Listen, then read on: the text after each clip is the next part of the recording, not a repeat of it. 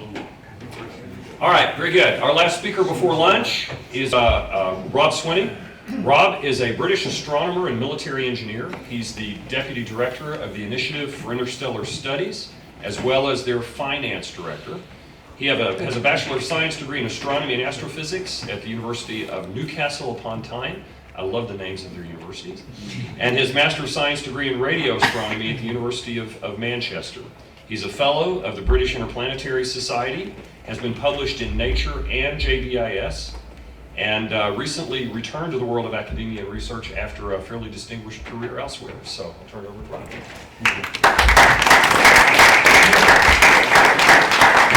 Hello.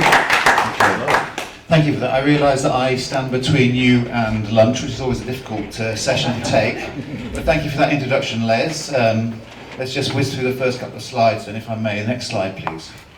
Okay, so that's me. Just retired a few years ago as a squadron leader in the Air Force, an aircraft systems engineer, mostly avionics, mostly logistics, to be exact. And my educational background goes back all the way to the 80s, and it was quite hard, I can tell you, getting back into it after a few years in the Royal Air Force. Next slide, please. I can't give you an update particularly without giving you a bit of context, so I will do a bit of background and then come to more of our latest stuff over the last year or so. I guess, if you'd like to put your hand up if you've heard me speak about Project Icarus before. So a handful of people, so it will be alright just to go through some of the starting stuff again and then draw some conclusions later on. I always like to start with this picture. This is a British Interplanetary Society study from the 1930s, 1938 in fact. That organisation started in 1933, and this is one of the early projects they did, and they developed a study on a moonship, and it was a multi-stage rocket, and this was the lander. And some of you might recognise it. This is a modern rendition done by David Hardy, and that's the sort of legacy that we have in Project Daedalus and Project Icarus, so I like to always start with that and promote the British Interplanetary Society a little bit. Next, please. Of course, we're not just talking, as you're well aware, of the moon here. We want to go right out to the nearest stars, and that's a logarithmic scale there from the Sun to Alpha Centauri, and we're in there around on the Earth at 1 astronomical unit, and we've sort of struggled out to the first 100 AU, and we need to get to Alpha Centauri, 270,000 astronomical units. It's an awful long way. Next slide, please. Now, I was brought up, like many of you may be, with Star Trek, and next one please, and Star Wars as a young man, and I was expecting that to be reality as soon as I grown up, but of course it wasn't. Next please. I'm absolutely in awe of what was done in that era, but the comparison between what was achieved in practicalities and in the imagination were completely different. So I became a little bit disillusioned, I would say, and I got a job, and I got a career, and I got a mortgage, and sort of left that sort of field a little bit. It was always in my heart, in the background. Next, please. And this is New Horizons, going to arrive at Pluto sometime next year, in fact, July the 15th, I think. And almost the state of art of our explorers at the edge of our solar system. And it's a fly past, and it'll all be over in a few hours or days. But that technology, the heritage goes all the way back to the early part of the space race and that time. So in terms of speeds and things, we haven't really progressed an awful lot. So let me just reflect back to what the members of the British Interplanetary Society were thinking in those days, was that one of the questions that came up was the Fermi paradox. If extraterrestrial life exists and interstellar travel was possible, where were they? So while they were sitting around the pub in London probably, they decided to say, well, let's carry out a project to see whether interstellar travel is feasible. That was the target they set themselves at the time. And they came up with Project Daedalus, which took them about 5 years to get through, and is responsible for all that follows with what I'm going to discuss this morning. Next, please. It was based around a paper, and their solution to the problem was inertial confinement fusion. And I don't need to go into too much detail, but obviously you're going to fire electron beams at that time at the pellets and get them to fuse, and then just use that as to provide the momentum forward to the spacecraft. Next, please. You've seen this or something similar. The big challenge with the Daedalus project, it was just huge. So 50-odd thousand tons, not designed to launch from the ground, obviously, just from in space, but just massive compared to something like a Saturn V rocket, moon rocket.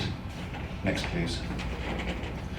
So 35 years later, the members of the British Interplanetary Society, along with, I see Mark's here, which is great, because it was originally kicked off with Tau Zero Foundation as well, were mulling this situation with Project Daedalus and realising, well, how about we update the whole thing and see what we can do now? And I think one of the key questions they asked themselves in that a few years ago was, you know, Daedalus pretty much showed that it was feasible, but can we do something that's really today credible, having sort of 35 years more technology development? So that was the goal in a nutshell, what we set ourselves when we started Project Icarus. And this is the symposium we kicked off in the headquarters in London. That is some of the original Daedalus team there, Alan Bond, Bob Parkinson, Jerry Webb, and some of the new guys who started off Project Icarus. I always complain at this stage because I was there at that symposium, but I do not seem to be in any of the photographs. But I was there. You were behind the camera, weren't you? No, I was sat at the front, but not in any of the photographs, unfortunately. Next, please. So we started off. The team numbers have gone up and down over the years, but we've had quite a big core of people helping us out. A very, very educated group. You know, many PhD guys, which is really great. And we split up into 20 program modules that we've been slowly working through. Next, please.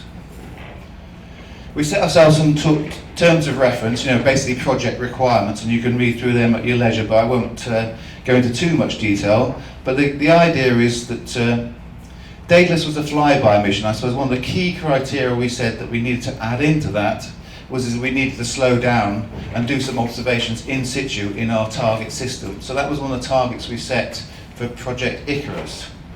And to do that, we actually relaxed some of the constraints they put on Daedalus. Daedalus wanted to do it in 50 years. We said, well, we'll try up to 100 years, but we want to be able to basically come into orbit in our target system.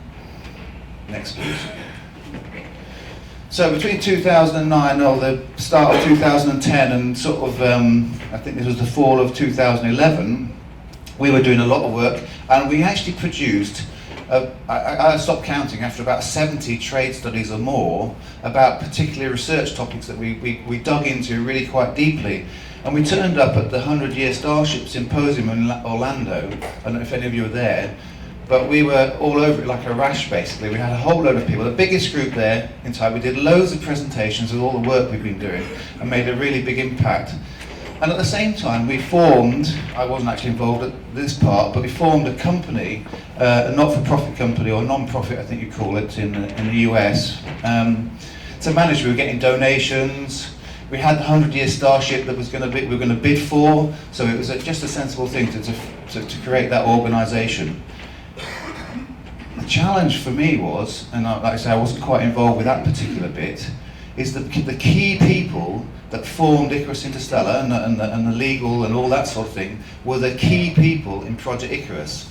It almost temporarily decapitated everyone from the project while they ran around getting involved with the 100-Year Starship bid and setting up this company. So the amount of effort sort of decreased quite a bit for, well, I calculated approximately 18 months, so quite a while. And if you don't know, we were part of three teams, Icarus and two others, that actually won that bid. Now, I don't know if you know any of the background, but didn't quite work out the way we hoped, and we didn't actually benefit from winning the contract in the end. But that's another long story that probably doesn't need to be recorded. And I'm just there on the end somewhere, so I was in that photograph. Next, please. Oh, I just mentioned some of the case studies. There's a lot of background, and you can read about them online and things. There's lots and lots of work that we did. We haven't got time to go into here, especially helium-3 mining. Next, please. One thing I did get involved with, which is different from Project Daedalus. Daedalus just assumed there was a solar system-wide economy, and you would be able to do this interstellar probe in so many decades hence. They never gave us a roadmap or any idea of how you might get there. So we did a little work on precursor missions. And not only that, for me, we actually started doing some of the calculations for designing spacecraft missions, which I'd never done before.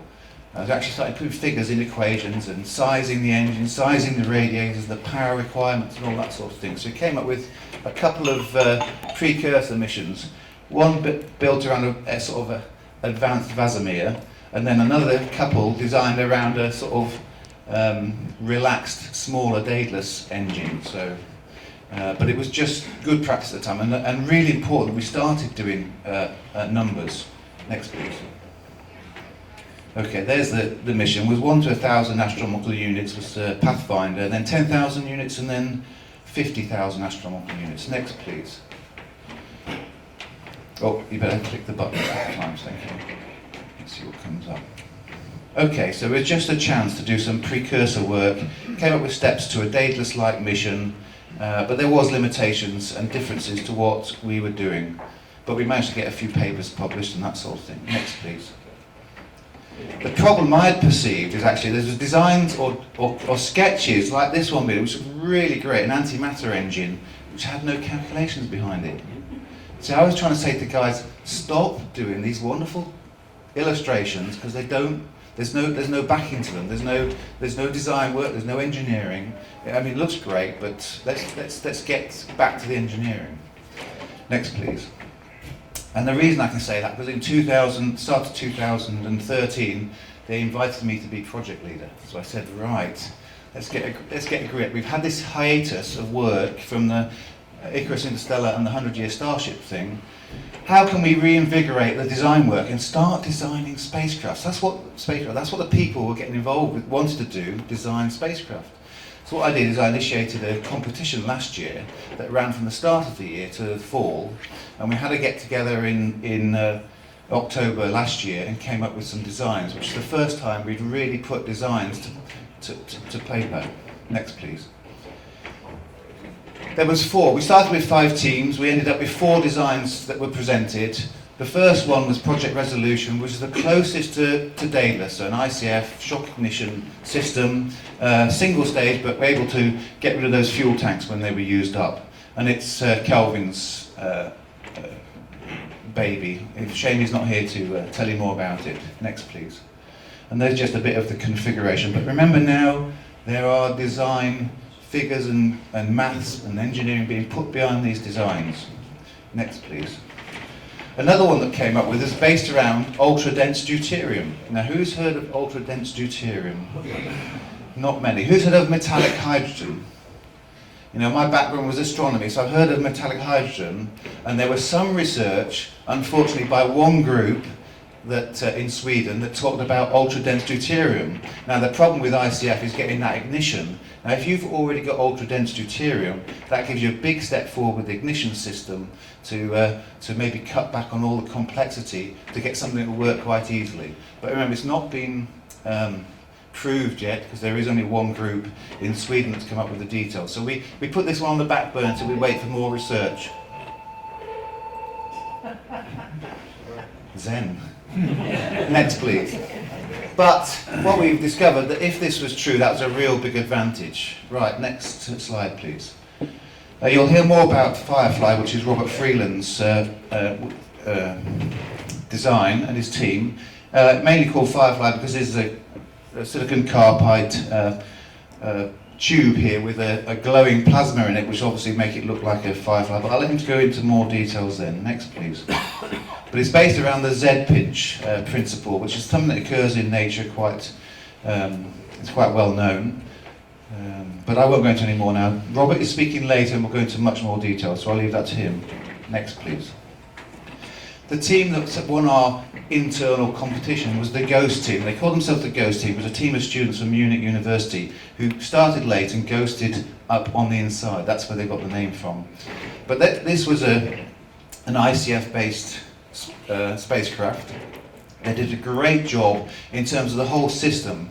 You know, all of the requirements, all the systems, did a much detailed solution, which they could do. There was about 15 of them working on it, so they did have a bit of an advantage on some of the teams, and they came up with this design. Next, please. That hasn't been reproduced too well, but these are the figures from last year. What I will say is things have iterated since then, and they have changed slightly.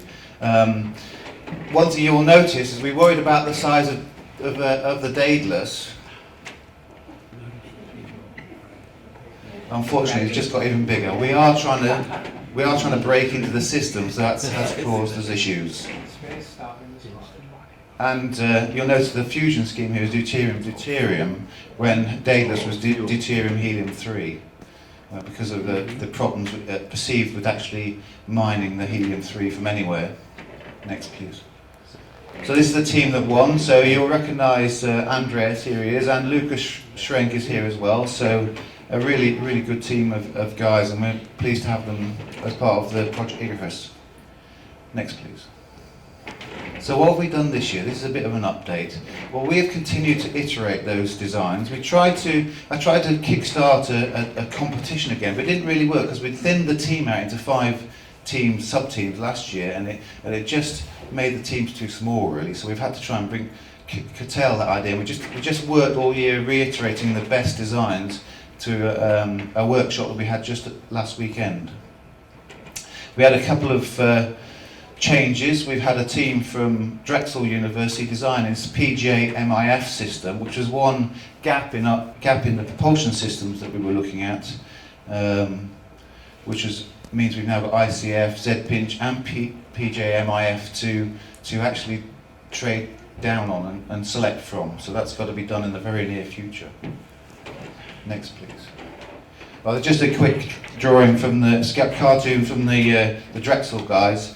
Do you spot anything that might be missing? Fuel? Yeah, a lot more fuel, that's true, and something like radiators or something. But they did a good job on some of the systems they were working on. I'm very glad that we've got someone looking into PJMIF. Next, please. But I left this one in because I usually, whenever I give a sort of presentation like this, and you've seen this before, is we tend to forget how much we can achieve and the timescales we're talking. This is someone messing around in the bicycle workshop 100 years before this thing is put into space. So we can achieve humongous steps if we apply ourselves. And the other comparison I usually make is the old Kon-Tiki bamboo sail ships in the Pacific compared to a container ship or a cruise liner. There's just absolutely a massive change of scale and capacity. Next, please. But sadly for me, this is still going to take a little bit longer. Next, please. But one of the main key aims, besides those terms of reference you've seen for Icarus, some of the objectives for doing Project Icarus was to inspire more people to get involved with designing spacecraft and interstellar spacecraft.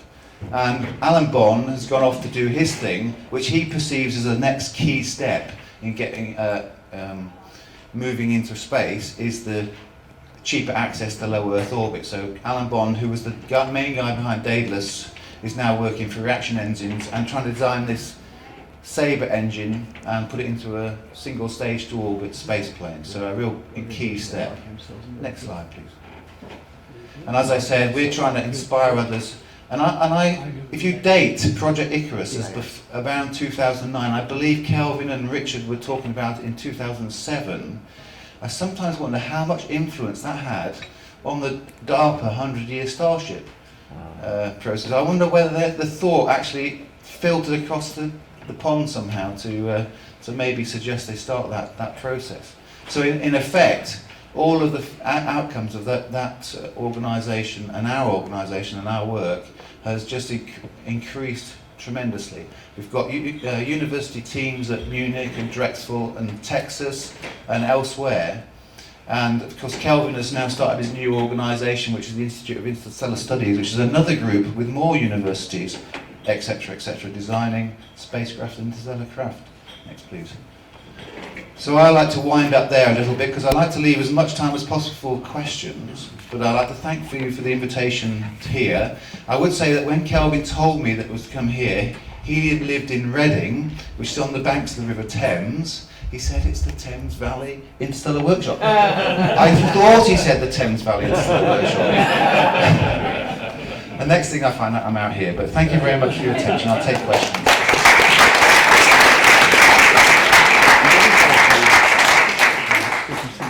Would you like to do the next slide, please, John? Testing. Two questions. One's a fast one. What date now is your projection to have your study done? And two, originally you were talking about showing like a roadmap of how you get there. Will you still be able to do that part too? Yeah, okay, so we started in 2009 and the original plan was to do a 5-year five-year project. And that would be now, effectively. Who's ever been on a project that's been slightly delayed? Okay, so we expect maybe next year. I'm aiming to try and start getting some final reports written by maybe early summer, maybe late spring next year. And we're hoping to have our Icarus Interstellar Starship Congress next summer. And that's the sort of target dates I'm aiming for. And I'm quite confident that we're going to be able to do that. We've got some great system work that's been done. We've got some great designs that have come together, and I'm hopeful that's what's going to happen. Second question was the roadmap, and that would include having a roadmap of how we think, roadmaps can be a bit dull, but how we think you might get to an Icarus type mission, and that will be very debatable. I'm sure. Yes. When I talked to a gentleman, Now wait on the mic. There you go. when I talked to a gentleman this summer from Skyline, he said that they were going to be doing some testing on the Sabre engine September, October timeframe. Did they ever get to do it? I don't know how far the testing has gone, but I know they were going to be given £60 million from the European Space Agency to do more testing on the engine. I don't believe they've actually had that money yet, but it's in the pipeline any day now. So I guess that particular testing you're thinking about hasn't happened yet. Okay, well, the reason we got into a conversation is because when I looked at the engine, I said, that's first generation, the SR-71 engine. He sat there and looked at me funny. He said, it's 2 generations past that. Okay, I'm no expert in the Blackbird or, in fact, indeed, the Sabre engine. But as I understand it, the company and Alan believe they've cracked all the technology issues. It's just a question of funding. If you've got to spare $500 million, they'll be able to do a prototype. Maybe a few billion to do some flight trials, but that might be 2020. Fingers crossed. He was working on the Sabre. The engine specifically was the next thing, and he said that they pretty much cracked all the engineering problems with it. Yeah, so that's exactly what I heard. They think they have cracked all the engineering issues on the Sabre engine, which is the engine that will fly the Skylon. At the back? I got a question. You may have said this and I missed it. You mentioned that there's a series of milestone tests on Project Icarus, like 10 AU, 100 AU, and 1000 AU, so forth. When is your first planned major test slash, testing ideas, flights? Okay, just to be clear that if I didn't say it, that the Project Icarus is a theoretical engineering study. So we're going to come up with a set of papers to describe how we think in the few decades hence you might be able to design a fusion spacecraft, and everyone can then debate it or pull it apart or whatever. We aren't in the position at the moment to start saying, well, we're going to test a magnetic nozzle, which we'd very much like to do. And in fact, if there's any experts on magnetic nozzles or know of any experts of magnetic nozzles, please get in touch with me afterwards. That sort of thing, but we're not in a position. Icarus Interstellar as an organisation is now trying to expand into those sorts of areas where we maybe work with universities to start doing some of those works. We've got contacts at, Texas University, Rutgers, and hopefully that will happen in the near future. But does it always come down to funding? Because we have the same problem as everyone, because we're at the moment a volunteer group. Okay, any more questions? All right, thank you, Lucas.